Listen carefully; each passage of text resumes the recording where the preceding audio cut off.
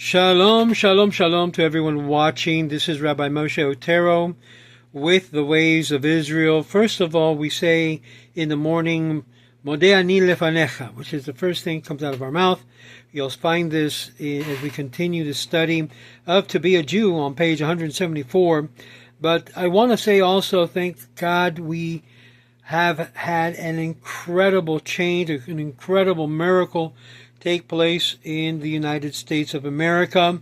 Many of you have sensed a lifting of the darkness and of the pressure and of the evil just by the fact that President Trump has been elected as our president for this coming year. And may God protect him, keep him safe, and be a strength to all of Israel, and see truly what he has promised come to fruition, and see everything that he may be doing on the sake or for the sake of Israel bring a lot of sechut, merit, to him and to this nation as we seek to turn around this nation for good, with blessings, and also with great endeavor to do and keep the commandments.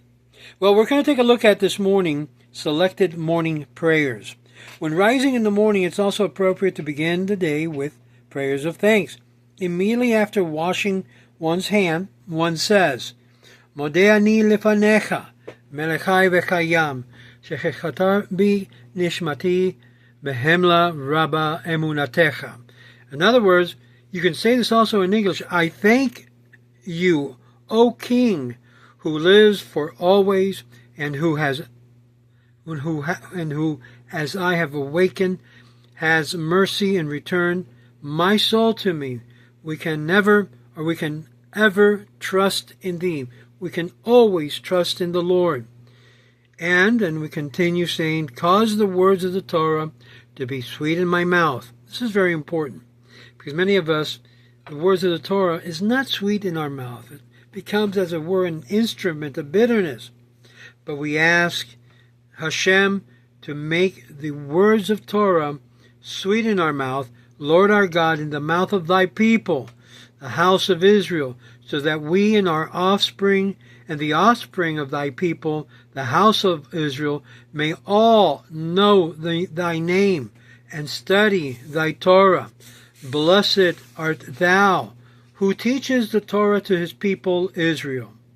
And then we continue with the prayer. And by the way, if you don't have a prayer book, there's a lot of different versions of prayer book.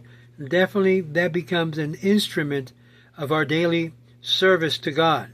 So we begin afterwards and say, Elohai nishma shenatati bi Torahi, which means, my God, the soul that thou hast placed within me is pure.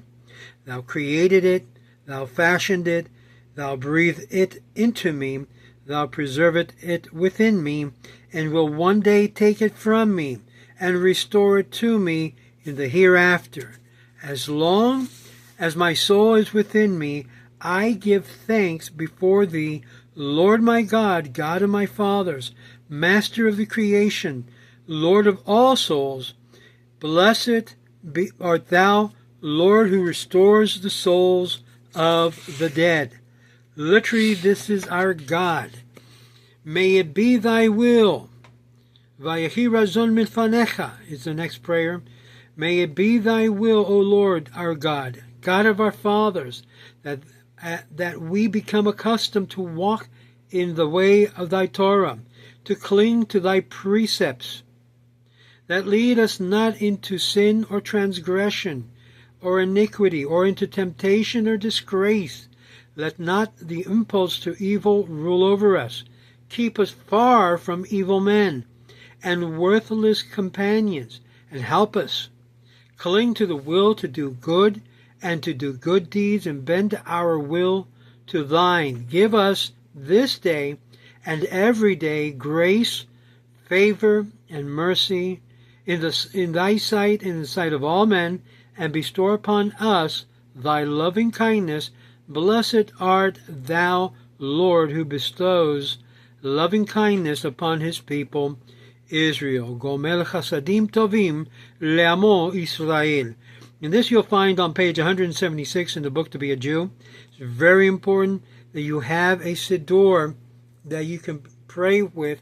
I have my recommendations, but when we get to that section, I'll share with you some good siddurs that you can have. You're probably already using some kind of siddur as you're practicing your prayers before Hashem.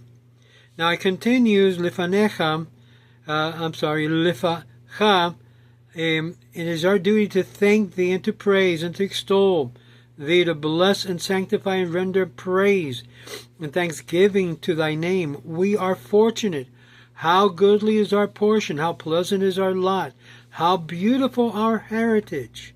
We are fortunate that we arise and we retire, and the evening and in the morning, and declaring twice a day we are supposed to say the Shema. Twice a day, each day we say, Hear, O Israel, the Lord our God, the Lord is one, which obviously is Baruch atah Adonai Eloheinu melech haolam.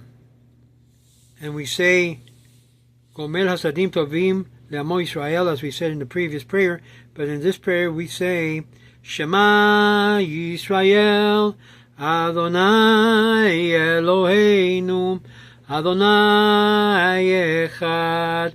Now we do have a full text of the Shema in our prayer books, and then we say the Amidah. We also have the grace after meals, and different sections of the prayer services, which is obtained in the prayer book, preferably with one with English translation, and no Jew should be without a prayer book. If you already know Hebrew, you don't need the transliteration or translation. You can pray directly in Hebrew. Or, if you need to pray in English, you can. If you need to pray in your own language, you can also. And so there's so many different translations out there to help you in your prayer service or in your prayer life. Although the halakha has ruled that prayer can be said in any language, an individual is permitted to do so when saying his own prayers. It's also important that when we get together not to deviate to conducting it in the public service in Hebrew, as this is the sacred tongue.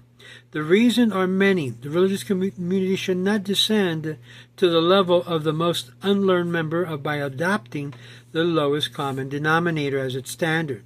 To do so, it would remove whatever incentive that there will be or might be to other persons without any Hebrew training at all to invest in. So in Hebrew is the best way to go, and you ought to endeavor to learn Hebrew. That's why many prayer books are also, in a sense, transliterated for your help and success in your prayer service. Keep in mind that it is permissible to conduct an entire service in English. There's nothing wrong with that, especially when there's so much ignorance. This is why I encourage new communities forming at least to start their prayer services in their native tongue. In other words, if you're starting a congregation and you don't know Hebrew, or you have no one there that knows Hebrew, that's fine. Don't fret. We can do it in English, complete service in English. Or those of you that would like to train others in Hebrew, it's a big mitzvah to help others be able to say their prayers and lead the prayer service in Hebrew. That way, someone comes in and does not, for example, very well known in English, they can pray in the native tongue of Hebrew, which is the language of holiness. To do so, it removes whatever incentive that person may have to learn Hebrew and basically put it aside. And we have that tendency to be a little bit lazy and not to learn a language because it costs, it takes effort and work, and thus it is part of our endeavor in our service to learn Hebrew, so this way we become, you might say, in unison with our Israeli and Hebrew tongue or Hebrew-speaking brethren to be able to speak and pray the same language. On the contrary, a community should encourage its members to rise to greater heights by establishing higher expectations and continuously demanding higher standards. Total estrangement of the Hebrew tongue represent estrangement also from the Hebrew Bible, and of course Hebraic concepts and the Jewish value it's best conveyed in the Hebrew idiom, and not only through the translation, although some are better than others. Historically, the severance of that organic bond with Hebrew, the Hebrew tongue, begins in the Jewish community by losing that language. And though the Jewish community has ultimately led to total disappearance through assimilation of that community, it is only through this uniform service of Hebrew in various variations that the worship service of traditional service is placed in the core center of the Jewish community. And this brings unity to the Jewish people throughout the world, and this is what it is strengthened.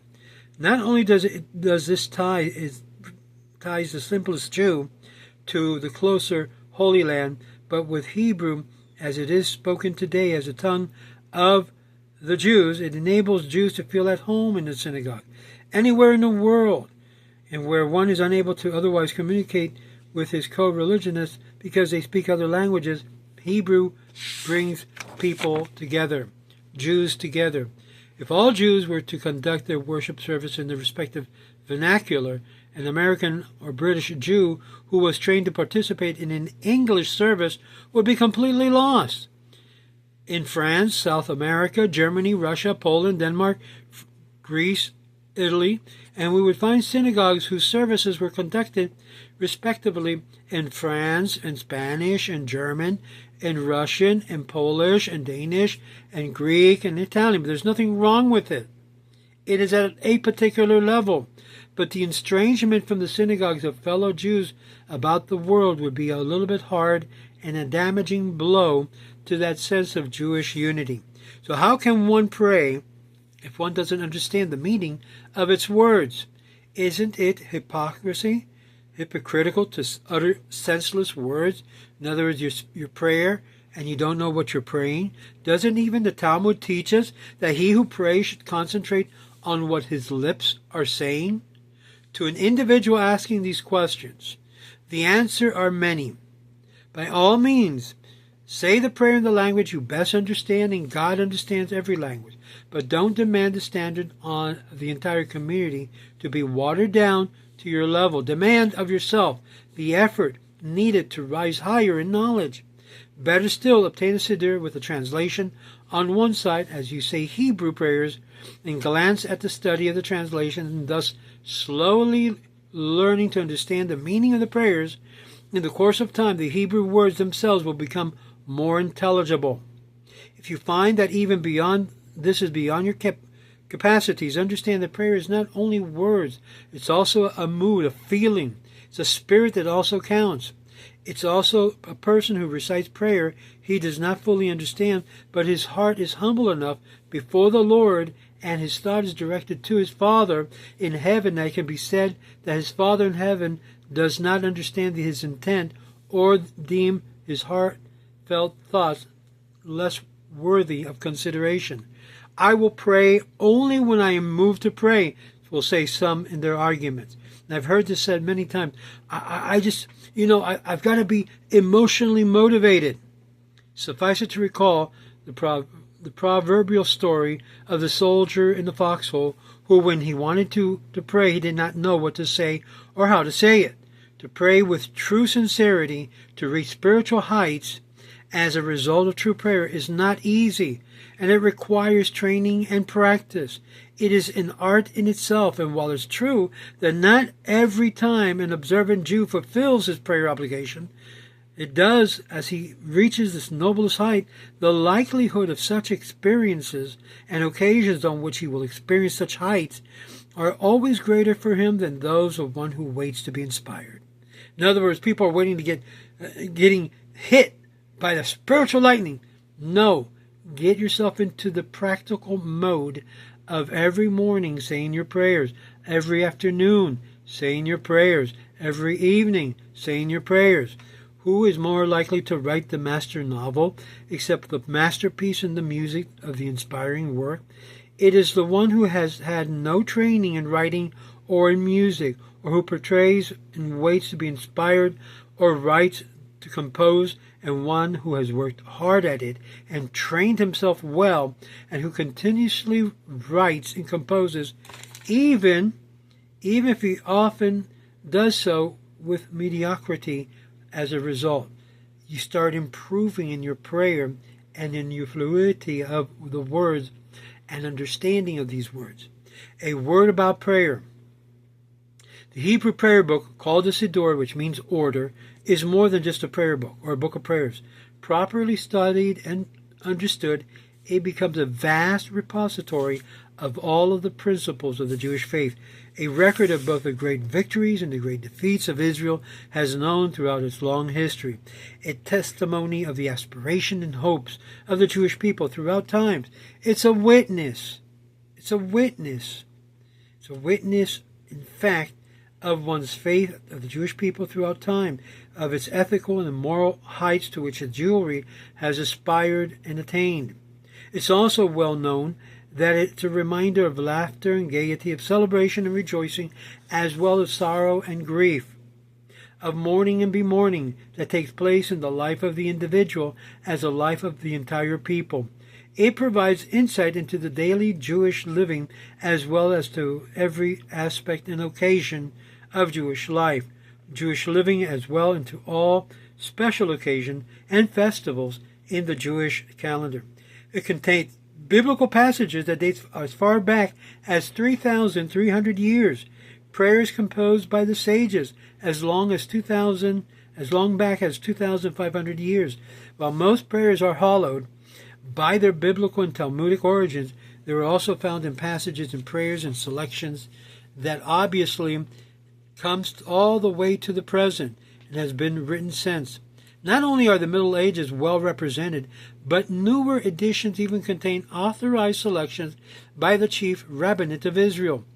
The Siddur, or orders of prayer, is a study as well as prayer. It is a moral instruction and ethical guidance as well as a plea for personal needs.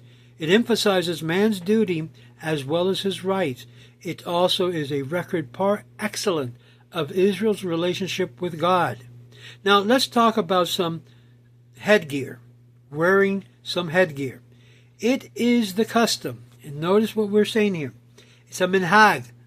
It is the custom not to walk under heaven barehead, without anything on. It's a custom.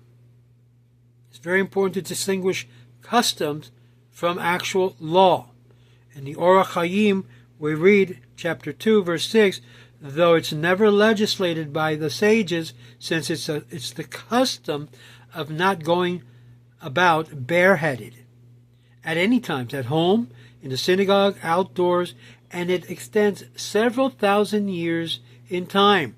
And in many ways it became today the mark of being a pious Jew.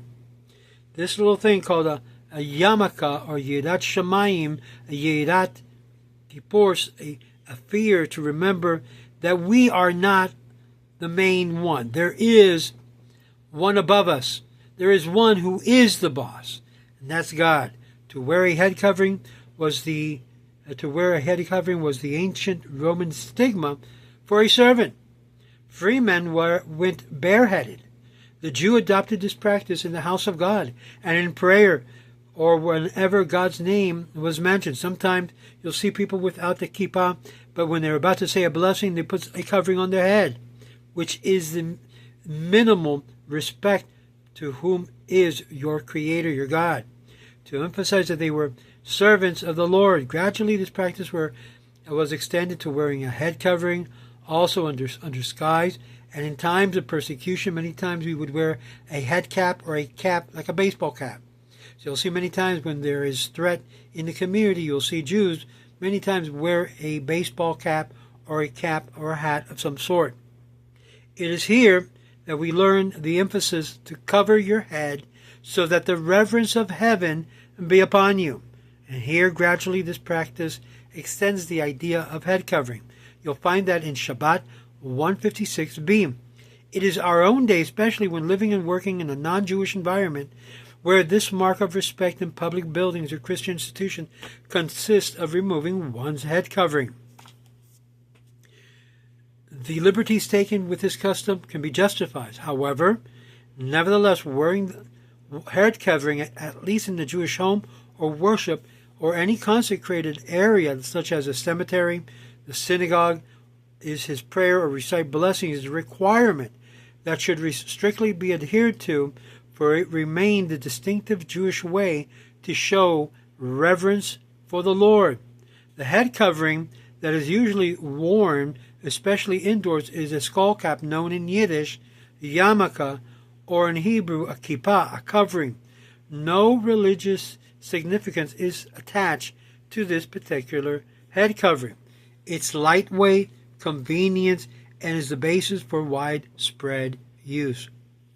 Now, while a white skull cap is preferred on the high holidays like Yom Kippur, Rosh Hashanah, and is symbol of purity, it's no other significance and can be used different colors. And believe me, I have multiple kinds of yarmulke, even one that has all types of beautiful colors that someone from Ecuador brought to me. Beautiful, well-knitted, beautiful kippah. The idea is that we are not to go without a cover, even in public. So if you kind of feel oh, I don't want to wear a kippah, wear a baseball cap. Now, personal grooming. We're going to get into this personal grooming very briefly, and we're going to review this very quickly. But it says, "You shall not destroy the corners of your beard." Leviticus chapter 19, verse 27.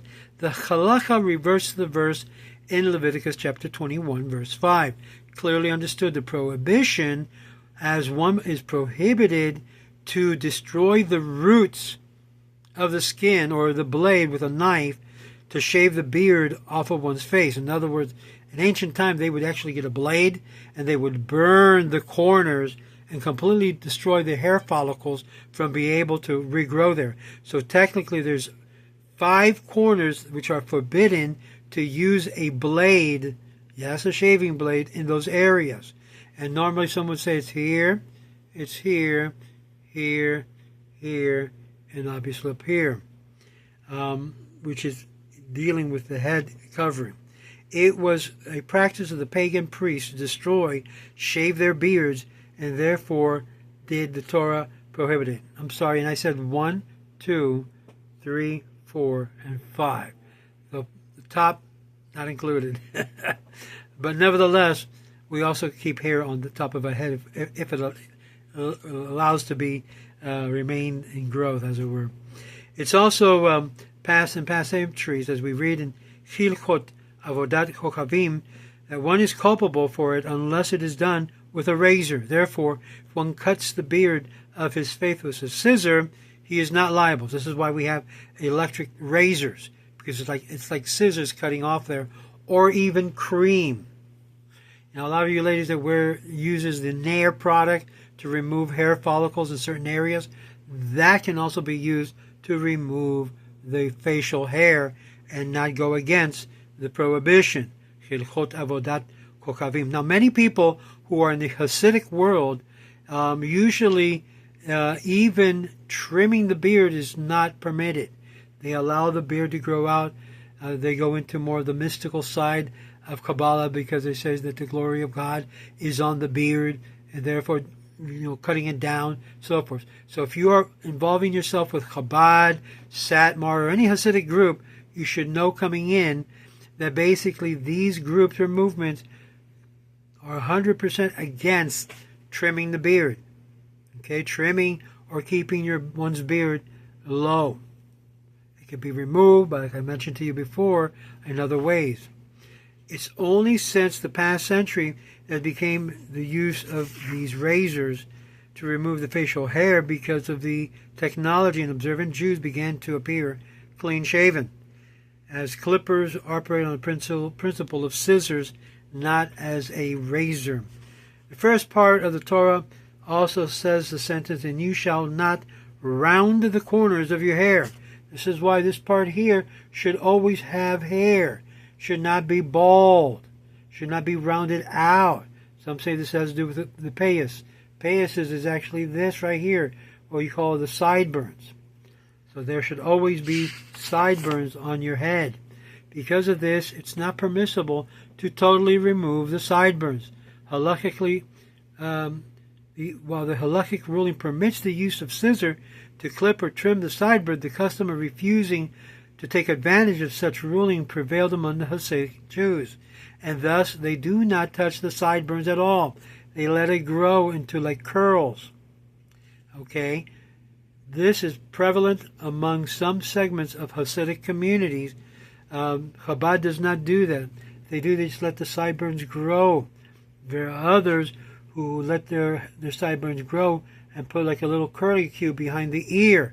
And there are those that basically, they make their curls long, make themselves look very, very, I would say cute, curly cues, very Hasidic, very, very long beards, and so forth. But not everybody can grow beards.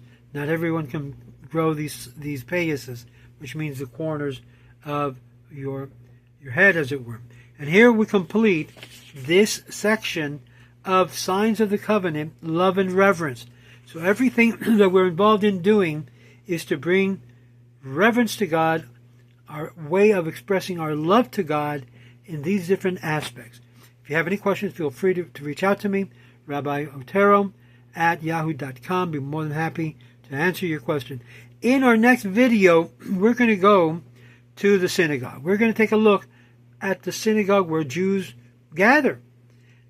And especially during the time where we had the pandemics, you'll notice that Jews still gathered, whether at home or whether literally being able to see each other on live camera, but we still gathered. That's very important to understand. The gathering of the Jews, the assembly of the Jews, is something that says in the Torah clearly, and they shall build for me a sanctuary that I may dwell in their midst. God dwells in the midst of Kalal Yisrael. May God bless you and have a Shabbat Shalom.